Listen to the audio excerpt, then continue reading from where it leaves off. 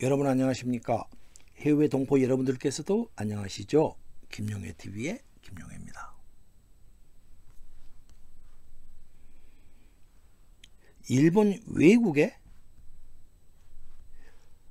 백제구원군 파병은 동북아 역사를 뒤흔드는 사건이 됩니다. 이번 영상부터는 만엽집과 일본 서기 속의 향가를 통해서 백제구원군 파병과 관련된 여러가지 일들을 풀어보도록 하겠습니다. 지금까지 향가를 풀지 못했기 때문에 우리는 역사의 깊은 내용들을 알 수가 없었습니다. 향가 제작법은 향가를 풀게 했고, 향가가 풀리니까 우리는 우리의 역사를 알 수 있게 되었습니다. 상세한 내용은 저의 저서 일본 마녀집은 향가였다 참고해 주시기 권유드립니다. 이번 영상은 혹시 일본 서기와 만엽집을 가지고 계신 분은 함께 읽으시면 좋겠습니다. 김용혜TV는 향가로서 우리 역사의 진실을 추적하는 TV입니다. 구독과 좋아요로 응원 부탁드리겠습니다. 후원도 부탁드립니다. 서기 660년 신라와 당나라가 백제를 기습 공격하였습니다. 풍전등화가 된 백제가 외국의 구원을 요청합니다. 외국의 제명천왕이 백제 구원군 파병을 결정합니다. 이 파병 결정은 수많은 사람들의 운명을 바꾸게 됩니다. 백제가 공격당한 지 약 6개월 후 제명천왕과 외국의 수뇌부는 660년 12월 24일 음력 12월 24일입니다. 양력이라면 크리스마스 이브날이 되겠죠. 음력 12월 24일 날 나니와, 지금의 오사카입니다. 나니와를 출발해서 후쿠오카로 출발합니다. 제명천왕의 그 길은 다시는 살아서 돌아오지 못할 운명의 길이었습니다. 이 사진은 오른쪽이 오사카가 되겠습니다. 왼쪽이 후쿠오카입니다. 세토 나이카이 해를 험난한 세토 나이카이 해를 고대 목선을 타고 오른쪽 끝에서 왼쪽 끝까지 항해를 합니다. 외국의 수뇌부는 후쿠오카에 백제 구원군 본영을 설치하였습니다. 그곳으로 가는 도중 군사들을 징발해서 부대를 편성하고 훈련을 시키고 있었습니다. 아마도 훈련을 시켰던 그 장소는 지금의 숙전진이라는 곳이 아니었나, 지금의 위치 가운데입니다. 가운데가 아니었나 이렇게 생각됩니다. 제명천왕과 그의 일행은 나니와를 출발한 때로부터 약 4개월이 지난 음력 5월 9일에 후쿠오카 조창궁에 도착하였습니다. 나니와를 출발했던 12월 24일로부터 5월 9일까지 사이에 제명천왕과 외국의 수뇌부는 바로 빨간 원 숙전진이라는 곳에서 그곳을 중심으로 해서 머물렀을 것입니다. 약 4개월간의 기간이었습니다. 후쿠오카는 대마도와 한반도, 부산을 마주보는 곳이 있습니다. 한반도에서 가장 가까운 곳입니다. 후쿠오카에는 천황을 위해서 미리 조창 귤광정 궁이라는 이름의 궁을 지어놓고 있었습니다. 천황 도착 이전에 인부를 보내서 지었을 것입니다.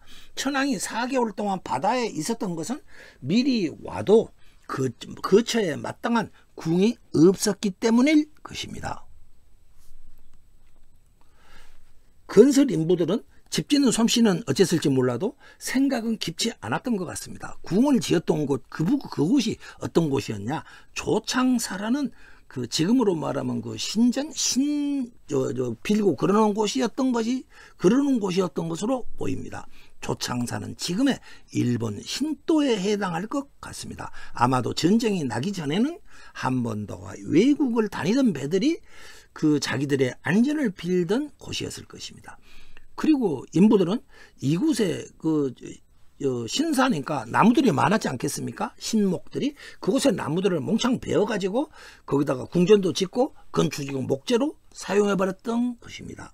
천황이 사전에 조창사를 훼손해버리겠다는 보고를 받았더라면 절대로 허락하지 않았을 것입니다. 어쨌든 그곳에 궁을 짓고 조창 귤광정 궁이라는 이름을 붙였을 것입니다. 천황이 도착한 뒤 연이어 불길한 일이 일어납니다. 궁이 무너지기도 하였고 귀신불이 나기도 하였습니다. 지금도 바닷가에 가면은 귀신불이 납니다. 바닷가 뻘밭에 가면은 그곳에서는 생선에서 인광석 성분이 나와서 불에 타는 산소와 결합해서 불에 타는 것을 밤에는 보면은 불이 불처럼 보이기 때문에 그것을 고대에는 귀신불이라고 하였습니다. 전염병이 창궐합니다.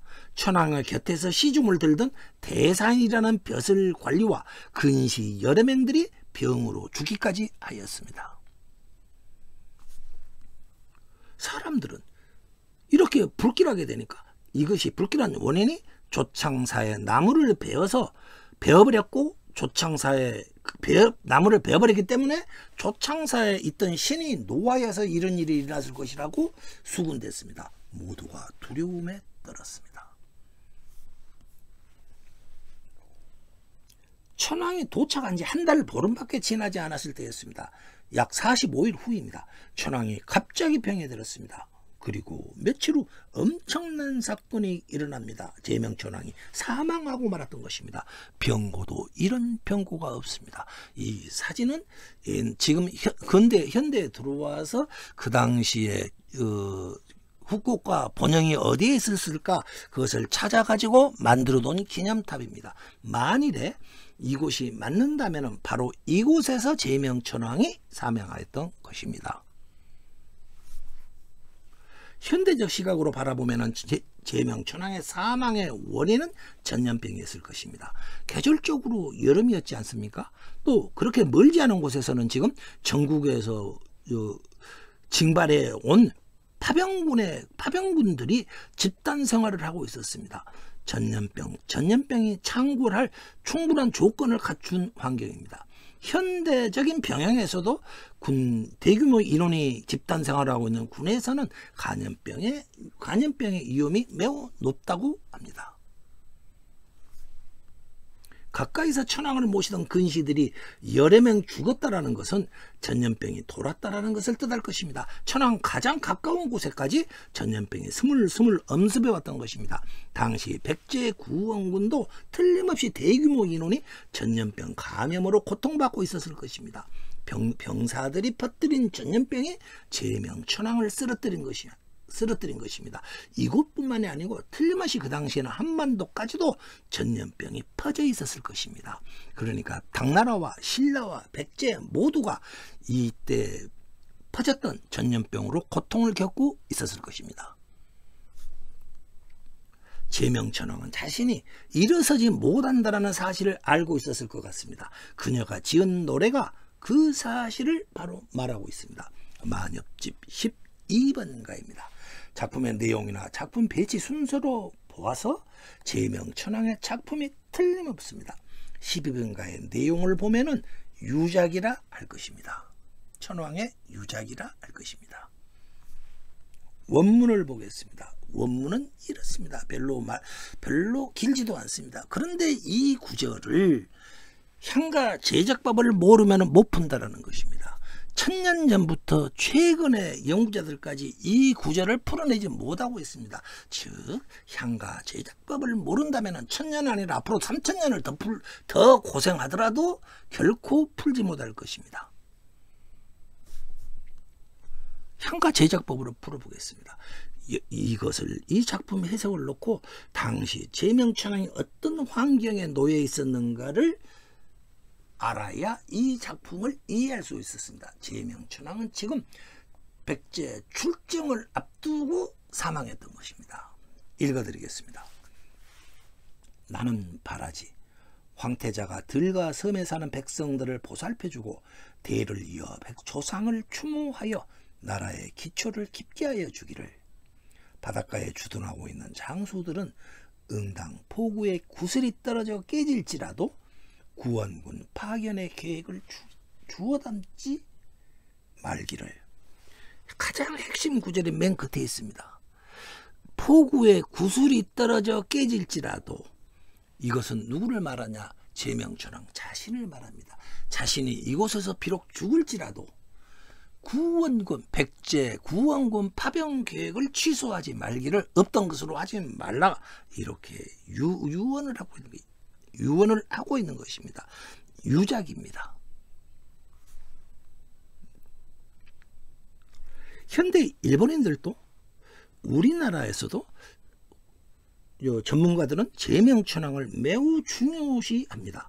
일본뿐만 아니라 우리나라 역사에도 역사를 크게 바꾸어 놓았던 천왕이기 때문입니다.